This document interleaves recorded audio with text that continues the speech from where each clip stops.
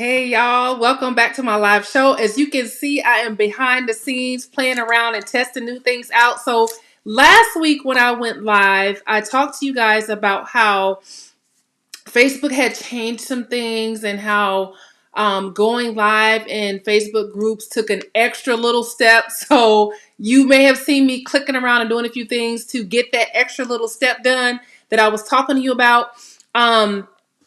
So basically, if you didn't catch my live stream last week, if you go live in your Facebook groups to serve your audience every single week, which if you are a client of mine, then you know that you should be going live every week, even if it's not a Facebook group. Maybe you have something else that you do, such as podcasts or something like that. But if you go live in your Facebook groups, then Facebook has changed a few things, and you can still live stream to your group. There's just a few extra steps that you have to take. So last week I was using StreamYard to go live. This week I'm using an entirely different system, which I'm super excited about, and I cannot wait to dive into. So I was behind the scenes testing and playing with things. So most of you know that when I was in the Navy, I was in IT. So I work with computers and routers, internet, a little bit of coding and all kinds of things. So my IT brain gets really excited about this kind of stuff. And I'm not afraid to test things out and try new things.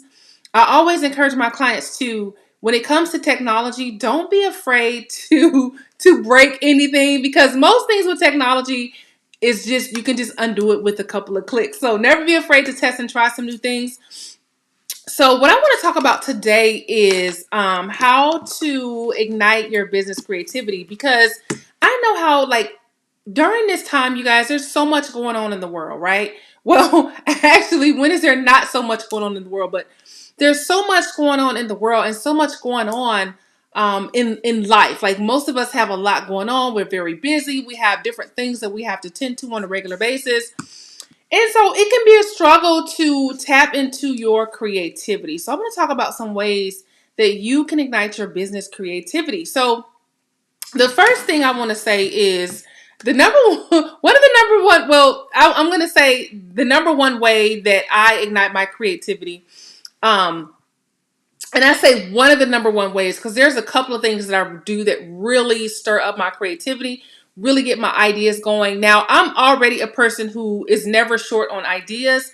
One of my most powerful gifts is the gift of ideation. And so I love coming up with ideas, and I'm pretty great with coming up ideas very quickly. And that's one of the things that I do for my clients. I'm always giving them ideas quickly with content ideas, offer ideas, sales ideas, all kinds of things. So that's just because I believe that God is abundant. And I believe that because He never runs out of ideas, I never run out of ideas.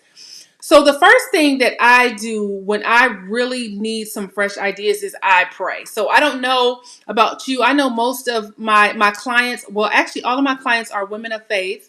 But depending on how you do things, what your beliefs are, you may do things a little bit differently. But for me, one of the main things that I do is I pray. I love to invite God into my business every single day. I love to pray and seek God's guidance and invite Him in to move in my business the way that He sees fit and to lead me.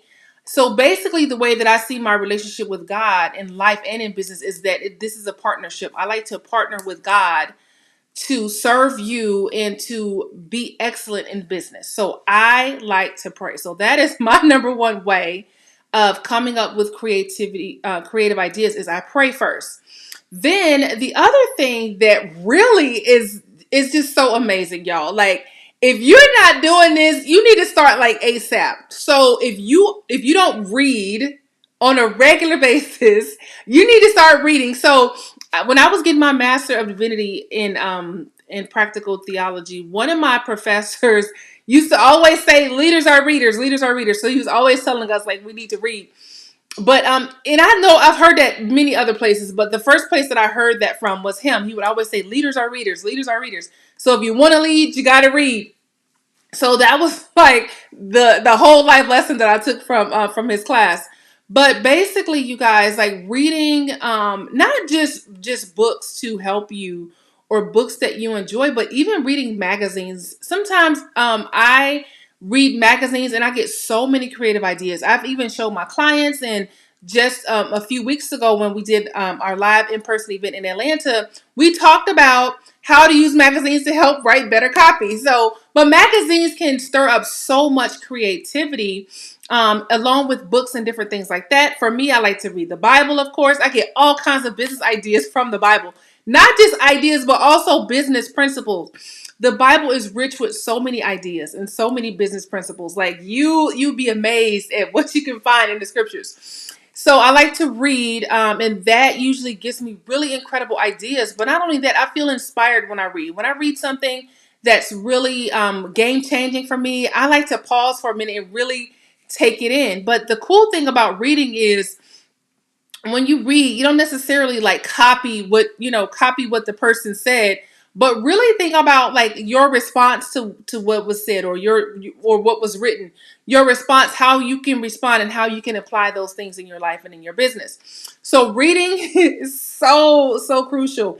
One of the things, my husband and I were having a discussion the other day. We were hanging out in our backyard, and we talked about how I was a part of this book club, and how the books that we were reading were like changing me. Well, the book club has since then closed, but it was a really awesome time. And I was like, you know what? I really need to start back, because I read a very certain kinds of books. I love mindset books. I love books, Christian books to help me develop in my faith, and I love business books about business. So I really didn't read just like certain types of book. Let me give you an example. I read a book called Rest.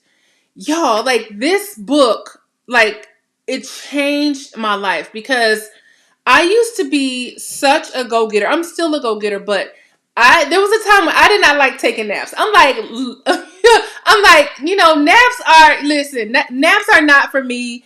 I don't take naps. I got stuff I need to get done. I don't have time to take naps. Now, y'all, if I'm tired, I will take a nap. I will take a nap because I understand the importance of rest. But that book is not something that I would have picked up from the shelf. I would not have went to Barnes and Nobles and grabbed that book. And so books like that I was reading as a part of this program were really like changing me as a person. It was really helping me to step outside of the box of from the normal books that I read. But my creativity, like my ideas they were skyrocketing, because I was stepping outside of what I would normally read, and really getting some amazing insight from these books. Even to this day, I read that book a couple of years ago, but even to this day, that book inspires my life. And I think I think I accidentally donated it. And I was just telling my husband, I'm like, that was such a good book. I feel like I need to go check my bookshelf, because I have so many books. I'm like, I need to go see if I donated that book, because that was a really good book, and I kind of want to read it again. Um, but anyway, so the thing is, when it comes to reading stirs up your creativity. It lights up your ideas, and it fuels you, so that you're never feeling like, oh my goodness, I feel depleted. Because you guys, you know that as entrepreneurs, we are many times, pouring from an empty cup, just because that's just how we do things. We're pouring from an empty cup in many circumstances. So when you read, it's like you're taking time to like fill yourself back up. Okay. Separate from if you're investing in any type of coaching or anything like that, reading is a way for you to pour back into yourself, to fill up your cup. So number one, for me, prayer. Reading stirs up your creativity. Let me tell you. Okay. So let's get to the third one. Okay. The third way that you can stir up your business creativity is just by looking around at everyday life. And to do this, you got to be open to receiving new ideas. You got to be open to understanding new things, open to receiving new ideas from sources that you never imagined. So, here's an example of what I mean by that. First of all, looking outside of like what you do. For example, if you're an entrepreneur and you teach other entrepreneurs, let's say you're in the business, online business education space, and you teach other entrepreneurs, then look somewhere else for creative ideas. I found this to be so rich when it comes to coming up with new ideas, because the way that we do stuff in business is the way everybody else is doing things in business, right? We're pretty much doing this the same stuff.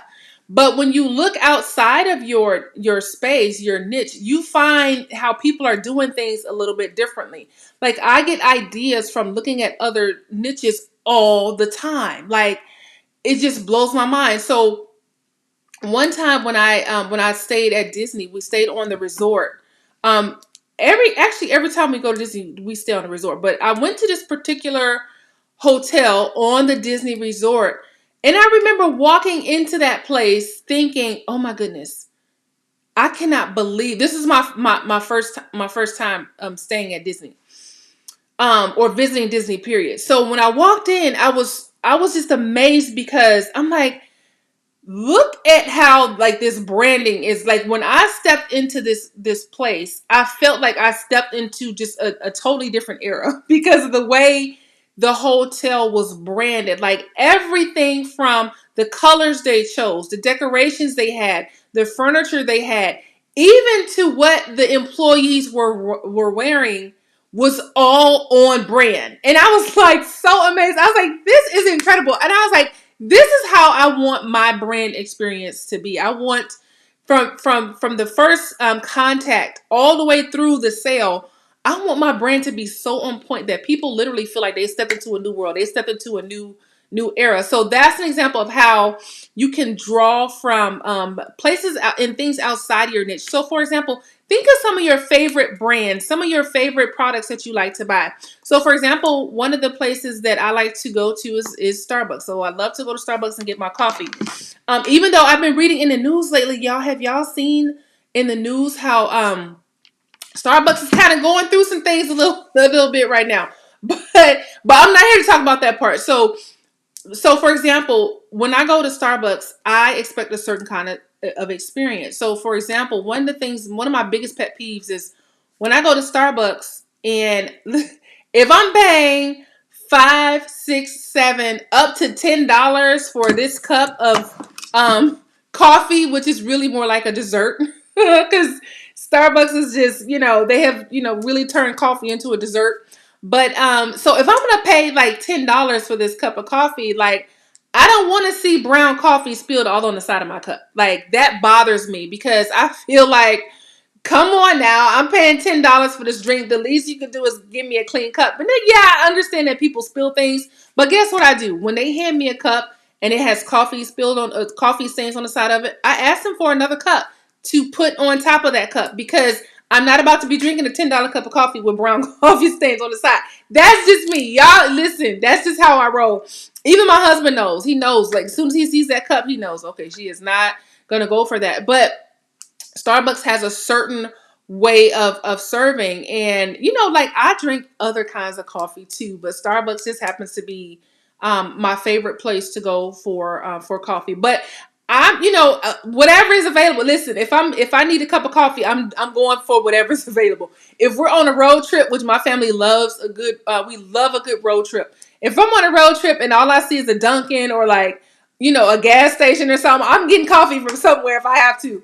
But think about, like, your favorite brand. So some of the things that I really like that Starbucks does is, I love how, first of all, I like how their cups, the clean look of their cups.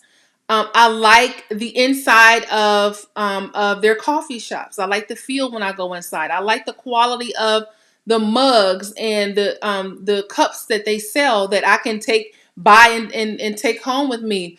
I also like that. So at my local Starbucks, y'all, they happen to know me by name. So when I go, I don't know if that's a good thing or a bad thing, but they know me by name when I go there, because I'm pretty much I pretty much go every day. So whether I walk in or go through the drive-thru, they pretty much know me and they know what to expect. So sometimes if I'm with my husband, sometimes I order, two drinks. But most of the time I order one drink. But like, sometimes when I go and I put my order in, they'll say, "Hey, Shanta, you got just one drink today or two?" And I'll say, "Oh, it's just one." So they just want to make sure, like, they got the order right, because sometimes it's two of the same drink, sometimes it's just one. But I love that they're so I love their customer service. They're so so kind, and they're so willing to serve. I love that. So I think about, okay, well, how can I incorporate some of that into my brand? So that's what I mean by like looking at some of your favorite brands that aren't even in your space or in your niche, and how can you incorporate some of those things? Like, for example, my husband and I, we went to order food from I can't remember what the place was. I don't know if it's Whataburger or something like that, but whatever it was, we were like, oh, they're trying to be like Chick-fil-A. Like, they have people outside now. Like, they've never had people outside before. Like, all of a sudden, they have people outside taking orders. So, in our minds, we're thinking, okay, they're trying to be like Chick-fil-A. Even if they're not, that's just that's just what came to our minds. But you want to think about like Chick-fil-A is another brand. Like, one of the things that they always do differently is when I say thank you, they always say my pleasure, right? So that's something that they do that I love that. It's so it feels like they actually want to be there. Like, I don't feel like I'm bothering them. Like, I don't feel like this person is having a bad day. I feel like this person is thankful that I came to the drive-through today and they're having a good day. I don't think I've ever had